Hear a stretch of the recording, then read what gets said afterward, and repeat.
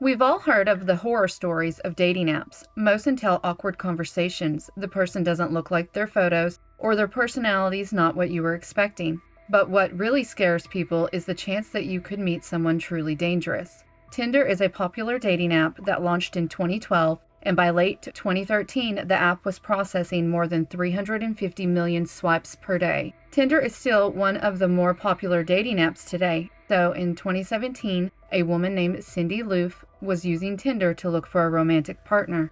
Welcome to our channel, where we talk all things true crime. This video is for educational purposes based on public knowledge. Let's get started. Sydney Irene Loofe was born on August 21st, 1993 in Broken Bow, Nebraska. She had a typical childhood and loving parents. Sydney was known for her skilled fishing, playing golf, and basketball in school. Sydney did develop scoliosis as a teen that hindered her ability to play sports. After high school, Sydney worked at a Menards store as a store clerk. Just days before, Sydney had went to the doctor with her mother to get antidepressants due to her worsening mental health. Sydney was on the popular dating app Tinder. She went on her first date with a woman that she knew as Audrey on November 14th. It clearly went well because Sydney agreed to go on a second date with Audrey the next night. Sydney posted on Snapchat on November 15th an image with the caption, "Ready for my date." On November 16th, Cindy did not show up for work, which was not like her. Cindy's mother had texted her but never got an answer back. The next day, Susie would report Cindy missing and requested the police to do a welfare check. Cindy was not home, but her glasses, purse, and car was left behind. Cindy's cat was not fed when the welfare check was done. At this point, Cindy's friends and family were very concerned for her. Cindy had told her friends about her date plans with Audrey. About the date she had went on the night before with this gal, and how great it went, and she was excited to go on a date with her again. One friend named Brooklyn McChrystal set out to find this Audrey. She went on Tinder and swiped on profiles until she found her. Brooklyn then matched with Audrey and messaged her. After Brooklyn was able to get Audrey's phone number, she gave it to the police. Within 2 days, the police were able to pin down the last place Sydney's phone pinged. The police went to the location where it pinged and conducted a welfare check at an apartment. No one answered the door, but using the landlord's key, they entered the property. There was nothing that caught the police's attention except for the overwhelming smell of bleach. The owner of the apartment had complained about the bleach smell coming from the basement. The smell was so strong that a member of the owner's family was getting hives and throwing up. The owner also noticed that the tenants were running the air conditioner, which is obviously weird since it was November in Nebraska. The tenants of the basement apartment was Bailey Boswell and Aubrey Trail. On November 28th, both Boswell and Trail were considered as persons of interest by the police. Oddly, the couple responded to this by live streaming on Facebook, defending themselves and maintaining their innocence. Bailey Boswell was using the profile on Tinder as Audrey. In the live stream, Boswell claimed that her dates was just driving around in a car smoking. Boswell said that she had dropped Sydney off at a friend's house after their second date. Trail could be heard in the live stream praying for Sydney to be found safe soon. This is Aubrey Trail, and this is Bailey Boswell. I guess y'all also know her as Audrey. But we've spent the last few days watching ourselves being slammed and crucified in the newspapers and the news and everything else, so we thought it was time we had our say. We're not trying to defend anything. We're not trying to make you believe anything. We just feel we should get to say our side since everyone else gets to say theirs. They will have you believe that I'm still just a criminal running around. But you know, I don't really need to explain all of that because as far as I know, I'm not wanted for anything. I'm a person of interest and I'm not really running from anything. I mean, naturally I can't go home now because my house has been swarmed, searched, and I'm being looked for. But here's Bailey to tell you whatever she wants to. I'm fixing to step aside and get out of this. Thank you for listening. Hi, good morning. I'm Bailey, Audrey on Tinder, and a few other names because I have warrants, but this really isn't about me. This is about Sydney, and I'm just kind of want to tell you what I've already told the Lincoln police more than one time. I met her on a Tuesday. We drove around Lincoln, smoked weed, had a great time. We hit it off. I dropped her off at home, picked her up the next night at her house. We drove around, smoked weed again, made our way to my house where we smoked wax and and I gave her a 1/4 ounce of some really good weed. Really sorry, and I didn't have anything to do with this, and I hope that Sydney is found very soon. She is a sweet, amazing girl. I don't know. Babe, do you have anything else to say? I hope also that Sydney's found soon. We wish the family the best. We're sorry you're going through this. There's nothing I can do about that. There's nothing she can do about that because the police department is going to do what suits them best. Yeah, I know that's coming from a criminal, so, you'll believe what you will. On November 30th, the couple was arrested at a motel in Branson, Missouri, for charges related to fraud. The pair had maps, sleeping bags, and hiking shoes, and had planned to escape to Mexico. On December 4th and 5th of 2017, search teams led by local police and FBI found Sydney's remains alongside a gravel road north of Edgar, Nebraska. Location is where officials found the body they believe to be 24-year-old Sydney Loofe, last seen November 15th.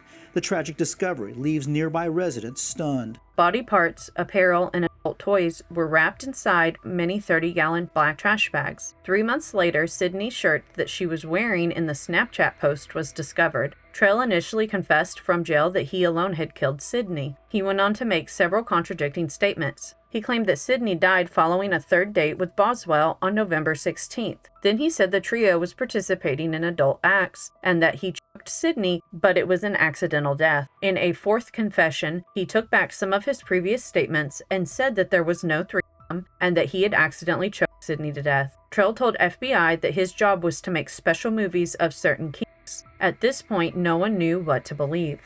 On June 11, 2018, 3 judges presided over the trial. Boswell and Trail were charged with murder in the first degree and improper disposal of human remains. Both Boswell and Trail pleaded not guilty. The prosecutors were seeking capital punishment. The prosecutor added conspiracy to commit murder to the charges against the pair. In 2019, Trail pled guilty to the improper disposal of human remains. At the end of June, Trail had an outburst in court where he declared Boswell's innocence and started cursing everyone before stabbing himself in the neck with a razor blade. He missed a good portion of the trial due to his injury.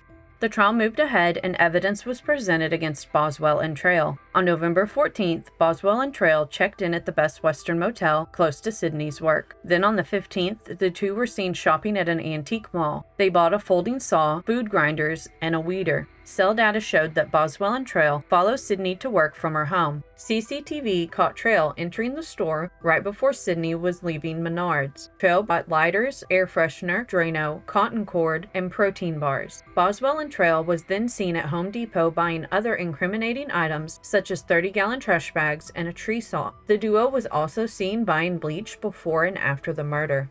The cell data showed that the pair had traveled to and from the area where Sydney was found. While some of the items were not found during the searches, there was plenty of evidence tying both Boswell and Trail to the crime. In July 2019, 3 women took the stand to state that Boswell and Trail told them that they wanted to record victims as they tortured and killed them. The duo claimed that they would make millions from the sales of these videos. While both Boswell and Trail were in the county jail, Trail somehow got letters to Boswell, some in ciphers, informing her on what story to tell the court. The codes were easily deciphered. The letters said for Trail to take full responsibility for Sydney's murder, and that Boswell was forced to participate. They both had public defenders, and their defense was gone wrong. The defense attorney tried to poke holes in the prosecution's case by bringing up Sydney's mental health issues. The attorney said that Sydney was seeking out rough sex and cited to memes in her phone that depicted choking and other rough acts. Boswell's attorney focused on her traumatic childhood and that she was forced to participate by being emotionally manipulated by a man who was double her age. Boswell was able to get her trial changed to a different venue due to prejudice. In October 2020, Boswell was convicted of murder in the first degree, improper disposal of human remains, and conspiracy to commit murder. Only after a few hours, the jury found Trail guilty of first-degree murder, improper disposal of human remains, and conspiracy to commit murder. I am writing this down so that I don't leave anything out, as this will be the only time I get to address Sidney Loofe's family. I realize that nothing I can say here today will change in the least what I did to Sidney 3.5 years ago. I won't say I'm sorry, as that would be an insult to you after what I've put you through, and I won't ask for forgiveness as I don't believe there is such a thing.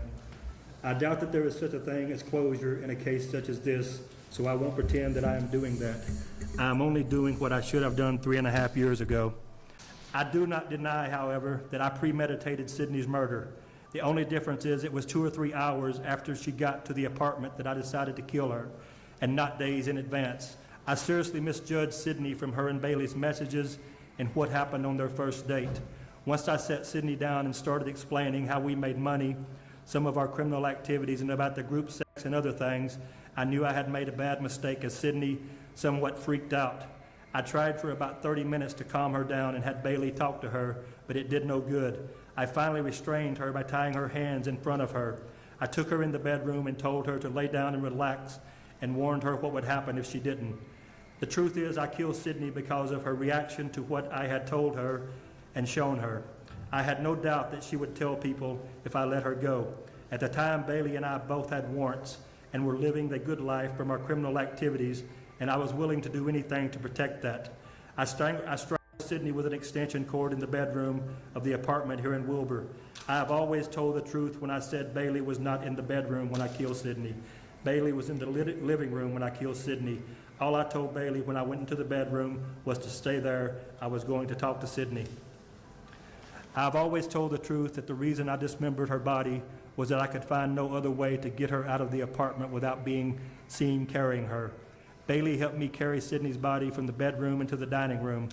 I had planned to have her help me in the dismemberment, but she started dry heaving, just carrying Sidney's body, so I did it myself. I am the one who made the outline around Sidney's tattoo. There was no message or satanic anything meant by that. I had planned to remove her tattoos to make it harder to identify her body, but didn't. That is why the tattoo was outlined. Bailey and I cleaned up the apartment, and she drove me to Clay County, where I disposed of Sidney's body in an overgrown ditch line. I've done some terrible things in my life, but this is the only thing I have ever done that I feel real regret about. In the past, I could justify myself, but not this time. Sidney did nothing but reject my lifestyle and threaten to expose it, and I killed her for it. I am fully aware that nothing I have said will change a single thing here today, but it is the truth. In June 2021, 3 judges agreed to sentence Trail to death. Boswell was sentenced to life in prison after one of the judges claimed that her acts did not meet the standards of exceptional depravity for capital punishment. Sidney Loofe's case is just one example of the increasing dangers of meeting strangers online. There was a report that between 2017 and 2020, 14% of essays happened from initial meetups from dating apps. You can fall victim to other crimes, including solicitation, stalking, scams, online harassment, identity theft, blackmail, and the more serious outcomes such as trafficking and even murder. Predators use these apps to find unknowing victims. The apps can convey a false sense of intimacy, leaving you more vulnerable to predators. If you are meeting someone for the first time, please be safe and make someone in your life aware of who you're meeting and where you're going. What do you think about today's case? Have you heard of it before? Let us know in the comments below.